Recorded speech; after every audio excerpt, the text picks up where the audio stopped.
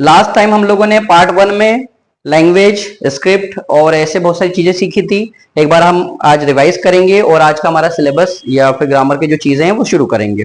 हमने हमारे लास्ट वाले पार्ट में सीखा था कि लैंग्वेज क्या होती है। तो लैंग्वेज विचारों के संवहन का एक माध्यम होता है, एक ऐसा तरीका होता है जिसके द्वारा आप अपने विचारों को, अपनी भावनाओं को शेयर कर सकते हो। और दूसरा होता है, हमने ये देखा था कि लैंग्वेज में होते हैं दूसरे स्क्रिप्ट। लैंग्वेज को लिखने के लिए हम लोग स्क्रिप्ट का यूज करते हैं। स्क्रिप्ट में होते हैं लेटर्स, जैसे हिंदी में होते हैं अ से श तक के अक्षर और इंग्लिश में होते हैं ए टू जेड तक के अक्षर। ये लेटर जो होते हैं आपस में मिलकर वर्ड बनाते हैं और वर्ड से ही बनता है सेंटेंस, और सेंटेंस ही हमारी लास्ट स्टेज है जिससे हम लोग इंग्लिश सीखते हैं या हमें इंग्लिश सीखना है।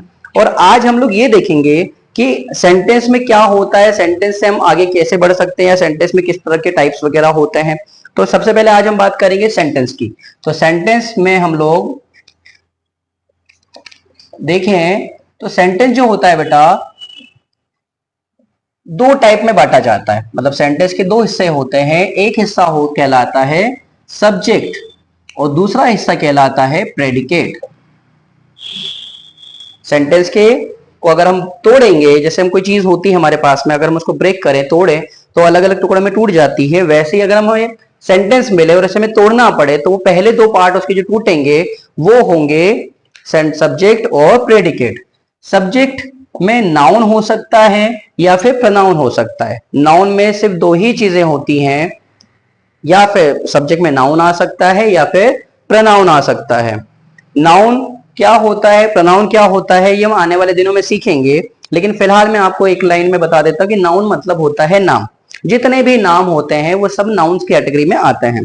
दूसरा होता है प्रोनाउन। प्रोनाउन नाम के प्लेस पर यूज होने वाले वर्ड्स होते हैं जो नाम को की रिपीटेशंस को कम करने के लिए यूज किए जाते हैं। तो नाउन और प्रोनाउन पे हम लोग आने वाले दिनों में पार्ट्स ऑफ स्पीच का पूरा सेशन रहेगा, वो हम लोग इस पर चर्चा करेंगे। फिलहाल इतना याद रखें। अब हम बात करें प्रेडिकेट की। तो प्रेडिकेट में अगर आप बात करें तो प्रेडिकेट में फिर से पार्ट बन जाते हैं।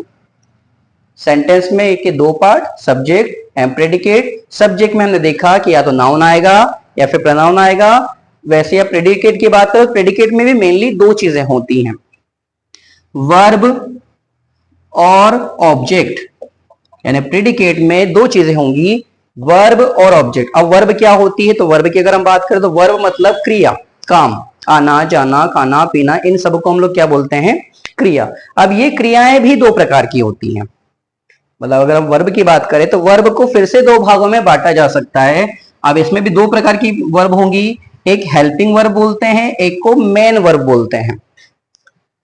वर्ब में दो टाइप मिलेंगे, हेल्पिंग वर्ब और मेन वर्ब। अब मेन वर्ब की अगर हम बात करें तो मेन वर्ब में होते हैं बेटा फॉर्म्स, और इसके मेनली होते हैं 5 फॉर्म्स। और अगर हम ऑब्जेक्टिव फॉर्म्स इसमें ऐड कर दें तो इसमें होते हैं टोटल 7 फॉर्म्स, जिनको आप वर्ब का फर्स्ट फॉर्म, वर्ब का सेकेंड फॉर्म, वर्ब का थर्ड फॉर्म, वर्ब का फोर्थ फॉर्म, वर्ब का फिफ्थ फॉर्म, वर्ब का सिक्स्थ फॉर्म और वर्ब का 7 फॉर्म करके शॉर्ट में बोल सकते हैं। लेकिन ये ओरिजिनली ग्रामेटिकल नेम होते हैं, मैं उनको बस बता देता हूं। व्यवहारिक रूप से तो उनको ऐसे ही करके बोला और लिखा जाता है। अब इनके प्रैक्टिकल नाम, इसको बोलते हैं प्रेजेंट फॉर्म। वर्ब के फर्स्ट फॉर्म को बोलते हैं प्रेजेंट फॉर्म, सेकेंड फॉर्म को बोलते हैं पास्ट फॉर्म, थर्ड वाले को बोलते हैं past participle form, fourth verb का फोर्थ फॉर्म कहलाता है कंटिन्यूअस फॉर्म या फिर आईएनजी फॉर्म। वर्ब के फिफ्थ फॉर्म का नाम होता है ग्रामेटिकल सिंगुलर फॉर्म, और ये सिक्स्थ और सेवंथ इन दोनों को ऑब्जेक्टिव फॉर्म बोला जाता है। ठीक है ना, ये सेंटेंस में सबसे आखिर में ही यूज किए जाते हैं। इनका हम लोग यूज आने वाले हमारे दिनों में सीखने वाले हैं। तो डायरेक्टली आप अगर इंग्लिश की बात करें तो हम लोग इन 5 फॉर्म से ही डायरेक्टली काम करते हैं और ये ऑब्जेक्ट में जाकर काम करता है। अब हम लोग हेल्पिंग वर्ब पर आ जाएं तो हेल्पिंग वर्ब के होते हैं बेटा 3 पार्ट। हेल्पिंग वर्ब के होते हैं 3 पार्ट। इसमें 3 पार्ट अब अलग अलग हो सकते हैं, लेकिन हम शॉर्ट वाले 3 पार्ट लेते हैं। इसमें पहला वाला आता है बी, दूसरा वाला आता है हैव और तीसरा वाला आता है डू। ये भी एक्चुअली 3 पार्ट का एक पार्ट है। उसकी हम लोग हेल्पिंग में ज्यादा चर्चा करेंगे। अभी हमें बहुत ज्यादा एलेबरेट, बहुत ज्यादा डिटेल में नहीं जाना है, नहीं तो हम ज्यादा कंफ्यूज होंगे। इसलिए हम लोग शॉर्ट में बात कर रहे हैं कि हेल्पिंग वर्ब के 3 होंगे, बी, हैव और डू। अब बी के बी अपने आप में एक वर्ड का बंडल है, वर्ब का बंडल है। अब इसमें 7 चीजें आएंगी। बी के अंदर कितने वर्ड्स आएंगे? 7। डू के अंदर कितनी चीजें आएंगी? 3। और हैव के अंदर भी 3। मतलब टोटल ये 13 है, 13 वर्ब्स हैं। ठीक है, अब इनके मैं नाम बोल देता हूं, भी डिटेल में हम लोग बाद में बात करेंगे। बी में जो आता है 7, वो होते is, am, are, was, were, do, sorry was, were, will, shall. हो गया 7। फिर से is, am, are 3, was, were 5 और विल, शेल। ये हो गया पहला, यानी बी के रूप होते हैं is, am, are, was, were, will, shall. और अगर हैव की बात करें तो हैज, हैव और हैड, ये 3 इसके हो गए। और डू की बात करें तो डू, डज और डेड। आप अगर टेंस सीखना चाहते हैं, टेंस हम लोग सीखते हैं, तो टेंस में यही यूज होना है। पूरे टेंस में बी, हैव और डू के ही रूप चलते हैं। अगर ये हमें अच्छे से आते हैं तो हम लोग टेंस को बड़ी आसानी से सीख सकते हैं। अब ये हो गया, तो वापस शुरू से शुरू करें हम लोग। हमने बात की कि सेंटेंस जो होता है उसको हम 2 भागों में ब्रेक कर सकते हैं। पहला सब्जेक्ट, दूसरा प्रेडिकेट। प्रेडिकेट को 2 भागों में हमने ब्रेक किया, वर्ब और ऑब्जेक्ट। वर्ब के फिर से हमने 2 भाग किए, हेल्पिंग वर्ब और मेन वर्ब। हेल्पिंग वर्ब हमने देखा कि उसके 3 रूप हो सकते हैं, बी, हैव और डू। ऐसे ही मेन वर्ब की बात करें तो मेन वर्ब के 7 फॉर्म्स होते हैं। हमने उनके जनरल नेम्स जो सबको पता है वो, और हमारे ग्रामेटिकल नेम वो भी समझे। वैसे नॉर्मली इसमें 3 फॉर्म जो होते हैं बहुत ज्यादा पॉपुलर होते हैं, और ज्यादातर लोगों को ये लगता है कि वर्ब के 3 ही फॉर्म होते हैं। आप में से बहुत सारे बच्चों को ऐसा यही पता हो कि 3 ही फॉर्म होते हैं, लेकिन ऐसा नहीं है। ग्रामर में इनके टोटल 7 फॉर्म्स होते हैं जो टेंस में हम लोग डायरेक्टली यूज करते हैं। हमारे स्कूल कॉलेजेस में हमको ये बताया जाता है 3 फॉर्म यूज करो। एक्चुअली होता क्या है, ये 3 फॉर्म जो है वो हैं जिनसे हम बाकी और फॉर्म तैयार कर सकते हैं। मतलब आपको ये 4 से लेकर 7 तक की फॉर्म डायरेक्टली सीखने की जरूरत नहीं है। आप नहीं भी सीखोगे ना तो भी चलेगा। आप इनको वर्ब के 2nd, 1st और 3rd फॉर्म से ही बाकी सारे फॉर्म तैयार कर सकते हो, लेकिन यूज तो होना है। ये इसी तरह से यूज तो होंगे, मतलब लर्न तो करने पड़ेंगे आपको। तो कहीं ना कहीं में ये लगने लगा है कि तीन फॉर्म ही होते हैं इंग्लिश में, लेकिन ऐसा नहीं है। पूरे 7 फॉर्म्स होते हैं, और टेंस में भी पूरे 7 फॉर्म यूज होने ही हैं। ठीक है, तो आपको भी ये सीखना है। अब लास्ट एक कैटेगरी हमारी रह गई, ऑब्जेक्ट। अब ऑब्जेक्ट की अगर हम बात करें तो एक सेंटेंस में सब्जेक्ट और प्रीडिकेट, सब्जेक्ट निकालने के बाद बच्चा हिस्सा क्या रह जाता है? प्रीडिकेट। और प्रीडिकेट में वर्ब निकालने के बाद में रह जाता है ऑब्जेक्ट। अब ये ऑब्जेक्ट वो वाला हिस्सा है जो आपके सेंटेंस का सबसे आखिर वाला पार्ट होता है, सबसे आखिर में ये मिलेगा। अगर आपको एक सेंटेंस दिखाओ, सेंटेंस में हम लोग बोले कि भाई सब्जेक्ट क्या है, सब्जेक्ट निकाल दिया, तो बच्चा वैसा पूरा प्रेडिकेट होता है। प्रेडिकेट में अगर आपने वर्ब ढूंढ ली तो अब जो भी कुछ रह गया वो सब जो ऑब्जेक्ट होता है। अब ऑब्जेक्ट में क्या क्या आ सकता है पता है? सब कुछ।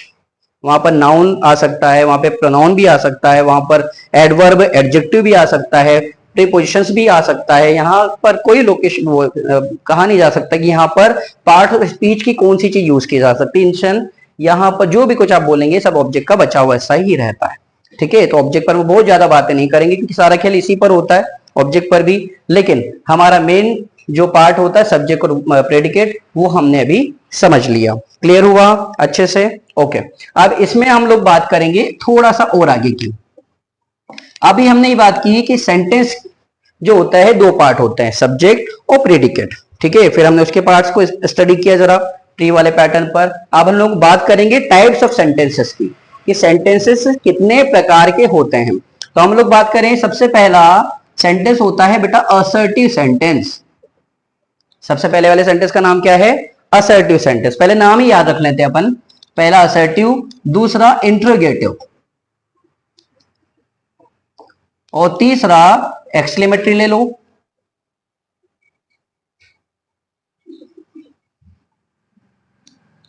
और एक और होता है इंपेरेटिव। सेंटेंस को हमने तोड़ना सीखा कि सेंटेंस को 2 भागों में तोड़ा जा सकता है, और सेंटेंस की टाइप हम बात कर रहे हैं अब कि सेंटेंस की 4 टाइप्स हो सकते हैं। पहला असर्टिव सेंटेंस, किसी भी काम, किसी भी घटना, किसी भी बात का होना या ना होना, होना या ना होना बताए, वो सेंटेंस कहलाएगा असर्टिव सेंटेंस।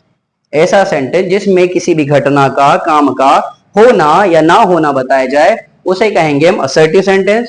जब हम किसी से कोई प्रश्न करते हैं, कोई क्वेश्चन पूछते हैं, हम पूछते हैं आपका नाम क्या है, आप कहाँ जा रहे हो, where do you live, what is your name, in which class do you study, how do you do, how are you, ये सब क्वेश्चंस हैं। ये क्वेश्चन इंट्रोगेटिव होते हैं। जब भी किसी से कुछ चीज जानने के लिए, बात जानने के लिए जिज्ञासावश कुछ हम पूछते हैं, प्रश्न करते हैं, वो सारे के सारे प्रश्न इंट्रोगेटिव ही होते हैं।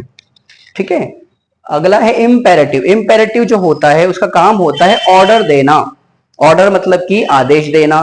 तो ऐसे सेंटेंसेस जिसमें चेतावनी, जिसमें ऑर्डर, जिसमें रिक्वेस्ट का भाव होता है, वो सब के सब इंपेरेटिव सेंटेंसेस के अंतर्गत आते हैं। जैसे कि चलिए उठिए, चलो उठो, उठो, ये सब सेंटेंसेस आपके इंपेरेटिव सेंटेंस की ही एग्जांपल है। फिर से देखिए हम लोग, इंपेरेटिव मतलब ऐसे सेंटेंसेस जिसमें आदेश दिया जाए, रिक्वेस्ट की जाए, चेतावनी दी जाए, ऐसे सेंटेंसेस को हम लोग क्या बोलते हैं?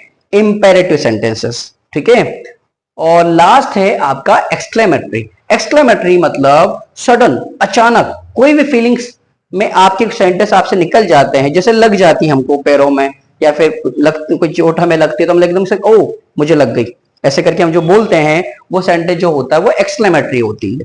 कोई चीज हमसे गिर जाती है, ठीक है, या फिर हम किसी के बारे में कुछ ऐसी बातें सुन लेते हैं जो हमें लगता है यार बहुत खराब हुआ, तो उसमें हमारे मुंह से जो सेंटेंसेस निकलते हैं वो भी एक्सक्लेमेटरी होते हैं। सडन फीलिंग्स, सडन भावों के साथ हमारे मुंह से जो सेंटेंसेस निकलते हैं जिनमें इंट्रोडक्शन ऐड होते हैं, ऐसे सेंटेंसेस एक्सक्लेमेटरी होते हैं। और एक सिंपल एग्जांपल दें कि ये तीनों सेंटेंस आपको समझ में आए, असर्टिव, इंट्रोगेटिव और इंपेरेटिव। अगर आपको आ गए, वाओ, आपको पूरे सेंटेंस समझ में आ गए, ये सेंटेंस भी एक्सक्लेमेटरी का एग्जांपल हुआ। क्लियर हुआ?